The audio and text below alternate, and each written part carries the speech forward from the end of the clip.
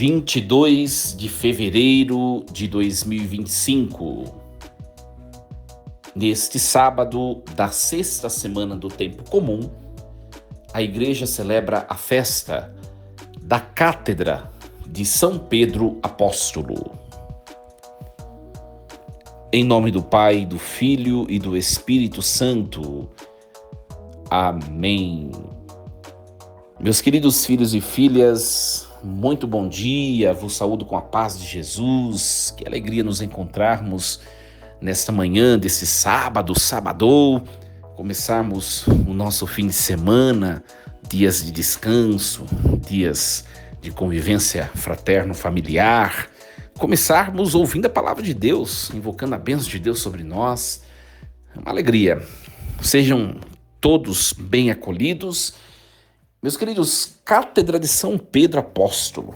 O que isso significa para nós católicos? Primeiro a gente precisa entender o que é uma cátedra, tá? A palavra cátedra, ela é a raiz da palavra catedral. Todo mundo já ouviu falar das catedrais, que são as igrejas principais de uma diocese, né? Por exemplo, a minha diocese, onde eu exerço meu ministério, é a diocese de Jundiaí. A cidade sede, como o próprio nome da diocese diz, é a cidade de Jundiaí. Então, a igreja principal da cidade de Jundiaí, que é a igreja matriz da cidade, ela é a sede da diocese. Então, por isso que ela chama catedral, né? Cada diocese tem uma catedral. Isso é importante nós entendermos, porque às vezes tem pessoas que confundem, né? Tem gente que pensa que toda cidade tem uma catedral. Não, toda diocese. Por exemplo, a diocese de Jundiaí, ela é composta por 11 municípios. Então tem 11 cidades. Nessas 11 cidades, cada cidade tem uma igreja matriz, que é a igreja geralmente que está no centro da cidade. Mas tem uma matriz que recebe o nome de catedral, uma só, que é na cidade de Jundiaí. Estou dando um exemplo da minha diocese, né? Pega, por exemplo, a Arquidiocese de São Paulo, né? A Arquidiocese de São Paulo, não sei quantas cidades constitui a Arquidiocese de São Paulo. Não é só a cidade de São Paulo, tá? Eu não sei se tem mais algumas, deve ter outros municípios, não sei quantos, enfim. Mas de todos, né, a igreja principal da diocese é a Catedral da Sé de São Paulo, que é a catedral. Mas ainda não deu para entender o que é a cátedra. Cátedra, meus queridos, é um assento, é uma cadeira. Nossa, padre, cátedra é uma cadeira? Então, a igreja catedral é a igreja onde está a cadeira principal, o assento principal do bispo que preside aquela diocese, né? Mais uma vez, no nosso caso aqui, da minha diocese, que é a diocese de Jundiaí, a catedral, nela está a cátedra do bispo. O nosso bispo aqui, Dom Arnaldo Carvalheiro Neto. Ora, meus queridos, então a cátedra, na verdade, é uma cadeira, e essa cadeira, ela é uma coisa simbólica. O que representa uma cátedra dentro de uma catedral? Representa o governo episcopal. É o lugar de onde o bispo diocesano, ele preside toda a diocese, ele governa toda a diocese. Então, quando nós olhamos, geralmente, nas catedrais, a cátedra do bispo ou do arcebispo, ela só pode ser usada por ele, tá? Quando um padre vai presidir missa na catedral, o padre tem que usar um outro assento, não pode usar a cátedra, só o bispo pode usar, né? Então, geralmente fica num lugar de destaque, num lugar à parte, isolado, né? Para saber que ali é a cátedra, de onde o símbolo do governo daquele bispo local, né? E a Cátedra de São Pedro? É o trono de Pedro, o apóstolo de Jesus Cristo, né? A Cátedra de São Pedro, ela é uma relíquia que foi encontrada na Capela Mor da Basílica de São Pedro em Roma, né? É um dos símbolos mais sagrados da cristandade, né? Quando nós visitamos, nós podemos contemplar de longe, né? Hoje nós temos a cátedra papal, né? Francisco é o sucessor legítimo de São Pedro, né? O Papa Francisco. E a cátedra está na catedral, não a de São Pedro, mas a cátedra na qual todos os outros papas presidem a igreja. Ela está hoje em dia na catedral, na Basílica de São João de Latrão. Todo mundo pensa que a Catedral de Roma é a Basílica de São Pedro, e não é. É a Basílica de São João de Latrão. Lá está a cátedra. Claro que nós, mais uma vez, nós temos a relíquia da cátedra do apóstolo Pedro, que ele mesmo, né, pela tradição, né, gente? Pela tradição teria presidido a igreja nessa cadeira. Nós temos essa relíquia que é guardada na Basílica de São Pedro. Mas hoje em dia a cátedra oficial do Papa está na Basílica de São João de Latrão, tá? Então, não sei se isso é uma informação nova para você, mas se alguém perguntar onde é a Catedral do Papa Francisco, né? Onde está a cátedra? Está na Basílica de São João de Latrão, que é a Catedral de Roma, tá? Não é a Basílica de São Pedro, como muitos pensam, né? Então nós celebramos hoje, você pode acabar se perguntando, padre, mas hoje a gente celebra uma cadeira? Na liturgia da igreja se celebra uma cadeira, né? Parece uma coisa meio curiosa, né? Na verdade, minha gente, dizer cátedra ou celebrar uma cadeira, uma cátedra, é uma questão simbólica. Na verdade, nós celebramos o mistério que está por detrás daquele objeto visível. Como eu já acabei de explicar, é o que representa aquela cadeira, aquele assento que nós celebramos, que é a autoridade papal, né? O bispo de Roma, hoje se chama Francisco, ele preside a diocese de Roma daquele lugar, é o símbolo da presidência. Mas ele preside não somente a diocese de Roma, mas a igreja do mundo todo. Na pessoa do Santo Padre, o Papa, nós vemos a unidade da Igreja Católica em todo o mundo. Isso é muito bonito, minha gente. Sabe por quê? Porque nós vivemos num mundo de total divisões, num mundo de tamanhas divisões e tamanhas discórdias, num mundo onde as pessoas, quando não se entendem, elas se separam, né? Pode ver as tantas denominações cristãs que tem por aí, quantas igrejas protestantes nós vemos, né? Cada uma com um credo diferente, com uma doutrina diferente, cada uma com seus pastores diferentes. Você vai numa igreja protestante, né, o chefe da igreja chama pastor, você vai na outra chama evangelista, você vai na outra chama apóstolo, você vai na outra chama...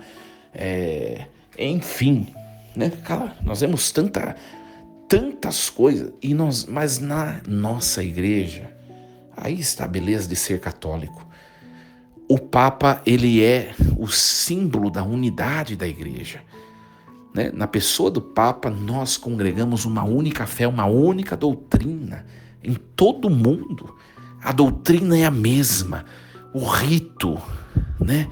O rito é o mesmo, né? As leis e costumes são as mesmas. Aí está a beleza da catolicidade, da unidade da Igreja Católica, que é representado na figura do Papa, né? Se alguém perguntar também para vocês o que representa o Papa para você, o Papa, ele não é o meu pastor imediato. Meu pastor imediato é o meu bispo, né? Aqui na minha diocese se chama Dom Arnaldo. Você que está escutando pode ser de outra diocese, que tem outros bispos, outros nomes. O Papa, ele é pastor enquanto símbolo dessa unidade. O pontífice, ele representa a pessoa de Jesus na terra, né? Então é a figura visível da unidade da igreja que está em todo o mundo, né? Todas as igrejas estão vinculadas, unidas, de mãos dadas. E isso é representado pela Cátedra de Pedro, que hoje se chama Francisco. Olha que belíssimo isso, né, minha gente? Isso é muito bonito. Por que celebrar a Cátedra de São Pedro?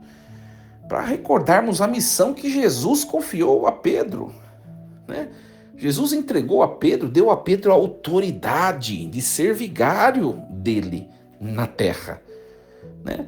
Então, esta hoje é uma festa de graças a Deus pela missão que Jesus confiou a Pedro e depois de Pedro a seus sucessores, né? Quantos papas passaram depois de Pedro? Mais de 200 e não sei quantos, né? Eu não tenho um número exato aqui, né? Depois de Pedro veio Lino, depois de Lino veio Cleto, depois de Cleto veio Clemente, e depois veio tantos outros, até chegar nos papas que nós conhecemos, né? Alguns já não conheceram diretamente enquanto aquele que exercia o ministério papal, mas o Papa João Paulo II, depois o Papa Bento XVI e por último Francisco. Olha só a beleza da Igreja Católica, né, minha gente? Nós temos história, nós temos tradição, né? E isso é celebrar a cátedra. É por isso que nós celebramos. Representa a autoridade de Cristo no mundo. Meus queridos, nós vamos meditar nesta manhã deste sábado a leitura primeira que a igreja nos propõe, que é a leitura da primeira carta de São Pedro, o capítulo 5, versículos do 1 ao 4.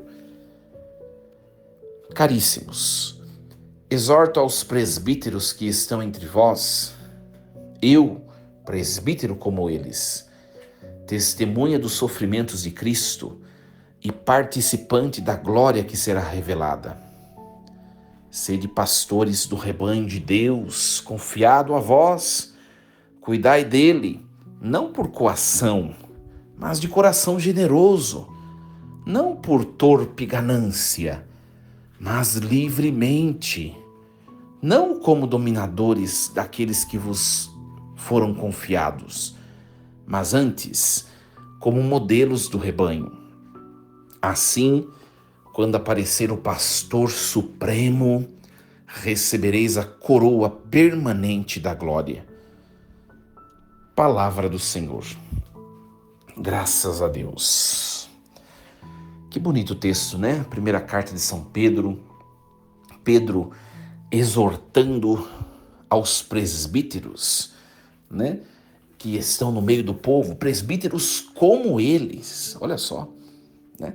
Pedro se coloca também como presbítero, como servo, como ancião no meio do povo, né? Quem deve ser este ancião, este presbítero? Né? Nós sabemos que hoje, na linguagem contemporânea, na linguagem atual, né? Nós temos os episcopos, que são os bispos, nós temos os presbíteros, que são os padres, e nós temos os diáconos, 3 graus de ordem, né?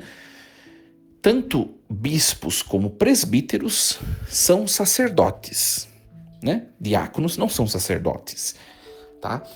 Então, no fundo aqui, eu acho que Pedro ele se coloca como sacerdote, tanto quanto os demais presbíteros, né? Aqueles que foram instituídos para governar, para também santificar o povo, né? Quem deve ser os sacerdotes? Quem deve ser sobremaneira o sumo pontífice? Pedro, o Santo Padre, o Papa, deve ser aquele que testemunha os sofrimentos de Cristo e que participa da glória que será revelada. Isso está no versículo 1. Por isso que nós estamos, esses últimos dias, todo mundo deve estar ciente do que está acontecendo, né? O Santo Padre, o Papa Francisco, tem passado por um momento muito difícil de enfermidade, né? Problemas respiratórios e, enfim, não me recordo o nome da enfermidade pela qual ele está passando, mas nós vemos na figura do Papa, né? Uma figura de um homem resiliente, forte, né? E é disso que Pedro está falando. Os presbíteros devem ser testemunhas do sofrimento de Cristo na sua carne, e assim participantes da glória que será revelada, né? Seria muito contraditório, no fundo, pegando um pouquinho isso que o Papa Francisco tem vivido nos dias de hoje, a partir dessa palavra que a liturgia nos entrega, seria muito estranho nós vemos um sumo pontífice frouxo, fraco, frágil, diante do enfrentamento do sofrimento, né? A gente vê nos comentários, nos jornais, porque eu gosto muito de ler jornais nas redes sociais, né? Esse negócio de jornal impresso, para mim já não... Eu nem assino mais jornal impresso, né? Eu leio tudo nas redes sociais, né? E eu gosto de ler vários. E vou lendo vários jornais, né? CNN, a Globo, Jornal O Tempo e tantos jornais em todo o Brasil. Eu leio vários. Em todo o Brasil, né? E eu gosto de ler os comentários das pessoas.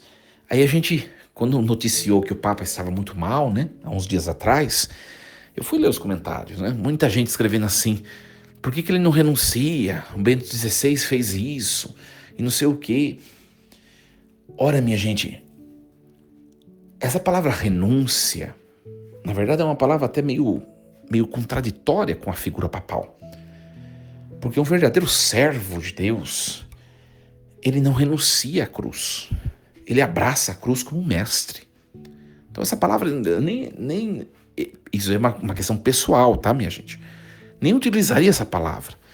Eu acho que o que Bento XVI fez não foi renunciar à cruz. Ele percebeu que se ele se ausentasse desse munus, dessa função, a igreja se beneficiaria mais do que se ele continuasse. Então, quando a gente muda um pouquinho essa palavra renunciar, né, a gente começa a enxergar de um jeito mais positivo, de um outro lado que a gente não enxergava. E a gente começa a enxergar na figura de Bento XVI, por exemplo, uma figura de humildade, né? Figura de humildade. Ele reconheceu que para a igreja ele se abster naquele momento do seu ofício seria melhor, seria mais proveitoso, né? E aí tem um monte de gente que está falando: por que o Papa não renuncia, por que não sei o quê? Minha gente, ele está a princípio enfrentando o que ele tem que enfrentar. Se ele chegar em algum momento, o Papa Francisco perceber: pelo bem da igreja, eu preciso também me abster, me ausentar, vocês podem ter certeza que ele fará isso. Porque para uma pessoa, para um homem chegar num grau de serviço como este homem chegou, 88 anos, uma pessoa que certamente com contato com tantas situações na igreja, uma pessoa que já está, né?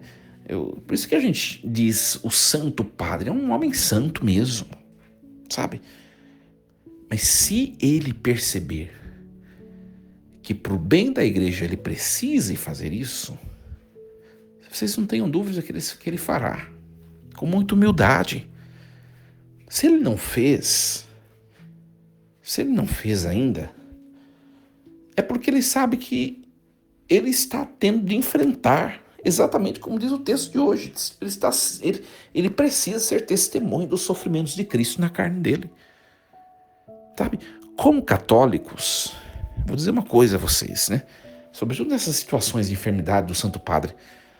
Às vezes nós, católicos, meus queridos, nós nos tornamos, pelos comentários que nós fazemos, até com pessoas que não vão muito à igreja, às vezes nós nos tornamos contra-testemunhos da nossa própria igreja, da nossa própria fé. Para de falar bobagem, espere em Deus. né? O Papa sabe o que ele tem que fazer e na hora que ele tem que fazer. Não tenhamos dúvida disso, né? Não tenhamos dúvida. Olha só que bonito o versículo 2. Sede pastores do rebanho de Deus, confiado a vós.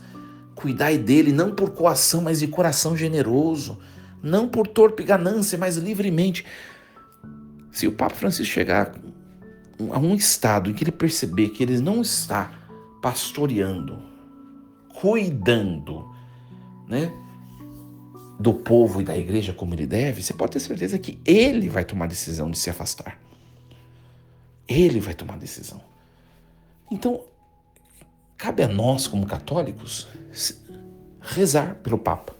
É o que nos cabe. Eu estou dizendo isso, sabe por quê? Eu leio os comentários e às vezes os comentários dos jornais que eu leio, às vezes vem a tentação, né, de clicar nos perfis das pessoas e às vezes eu clico. Uma pessoa que critica, assim, eu clico, eu vou lá e é uma pessoa que participa de uma comunidade de vida, é uma pessoa de uma comunidade de aliança, é uma pessoa que está engajada e fica sendo contra-testemunho da igreja nesses comentários no meio de um jornal secular. Pare de ser contra-testemunho. Reze pelo Santo Padre, ele sabe o que ele faz. Ele sabe o momento, né? Às vezes nós católicos criticamos muito a igreja por muitas coisas. A igreja precisa fazer tal coisa, precisa fazer tal coisa. Meus queridos, quem governa a igreja por meio de nós, servos inúteis, é Deus. Mesmo nos erros dos pastores, Deus, ele faz imperar a vontade santa dele. Eu não tenho dúvida disso. Porque se não fosse Deus quem governasse a igreja ao longo desses 2025 anos, meus queridos, nós não estaríamos mais aqui. Eu sempre falo isso na minha pregação. Qual outra instituição que caminha no mundo há 2025 anos como a igreja? Não existe. Os grandes impérios se insurgiram, mas decaíram, morreram, foram destruídos, né? Todos os grandes impérios cresceram e caíram. E a Igreja Católica está firme e vai até o fim. Sabe por quê? Porque ela é de Deus, é Deus quem cuida, é Deus quem governa, né? Quando a gente vê a imagem da Cátedra de São Pedro e a figura do Pedro de hoje, do Pedro de nossos dias, que é Francisco, nós não vemos não podemos enxergar a imagem daquele ser humano, que é um ser humano, uma pessoa, né? Mas por detrás dele está uma força sobrenatural gigante, tamanha, que faz realizar a vontade de Deus. Por isso que nós católicos, devemos rezar pelos pastores, sobremaneira o Santo Padre o Papa. Então, eu convoco você, nesses dias em que o nosso querido Santo Padre, o Papa Francisco, tem passado esses momentos difíceis, rezemos por ele e pela igreja, para que ele se restabeleça segundo a vontade e o coração de Deus, né? Que essa seja a nossa oração, o nosso desejo. E aprendamos esse texto de hoje da primeira carta de São Pedro. Nós, sobremaneira que somos pastores, não sei se tem algum sacerdote ou algum diácono que está acompanhando essa reflexão de hoje, mas olha, o Senhor nos convida a cuidarmos, né? A cuidarmos e a pastorearmos o rebanho de Deus, o rebanho dele. Nós vemos, infelizmente, meus queridos, muitos pastores que agem por coação, que é o que está denunciando o texto de hoje. Cuidai do rebanho não por coação, mas de coração generoso, né? Se você é sacerdote, né? Ou até mesmo todos vocês que são leigos, meus queridos, vocês também têm nas mãos de vocês incumbências, pastoreios menores, tem ou não tem? Você pode ser funcionário, você pode ser patrão, você tem alguns encargos sob sua responsabilidade. Então também faça, exerça com gratuidade, de coração sincero, não por coação. Quantas vezes nós fazemos o que nós temos de fazer, é ou não é? De maneira estúpida, né? Com mau humor, de maneira grosseira. Às vezes fazemos as coisas que cabe a nós fazemos mal feito. É ou não é? E quando a gente faz desse jeito, nós não estamos obedecendo à vontade de Deus, porque o Senhor nos mandou nessa leitura fazer assim: cuidai, não por coação, mas de coração generoso daquilo que está sob sua responsabilidade. Não como dominadores daqueles que vos foram confiados, mas como modelos do rebanho. Olha só, não no domínio, na prepotência, na arrogância, na grosseria, na intolerância, na impaciência. Olha só esse monte de palavras que eu falei aqui já pegou. Nós somos muito falhos. E hoje, celebrando a cátedra de São Pedro, também nós somos convidados a avaliarmos um pouquinho o nosso pastoreio naquilo que nós fazemos, naquilo que é a nossa missão recebida por Deus. Temos sido bons pastores, temos feito as coisas de maneira primorosa. É o que a palavra de hoje nos exorta, nos questiona. Queridos, desejo a vocês um sábado cheio de Deus. Hoje invoquemos a intercessão, a proteção de São Pedro Apóstolo, sobremaneira sobre o nosso Santo Padre, o Papa Francisco, que possa se restabelecer. Desejo a vocês um bom fim de semana. Amanhã é domingo, a homilia será postada, a homilia da minha missa. E nós nos encontraremos com este programa Reflexão Diária na próxima segunda-feira. Um excelente fim de semana, força e coragem, em nome do Pai, do Filho e do Espírito Santo. Amém. E lembremos-nos sempre, Deus está no comando de tudo.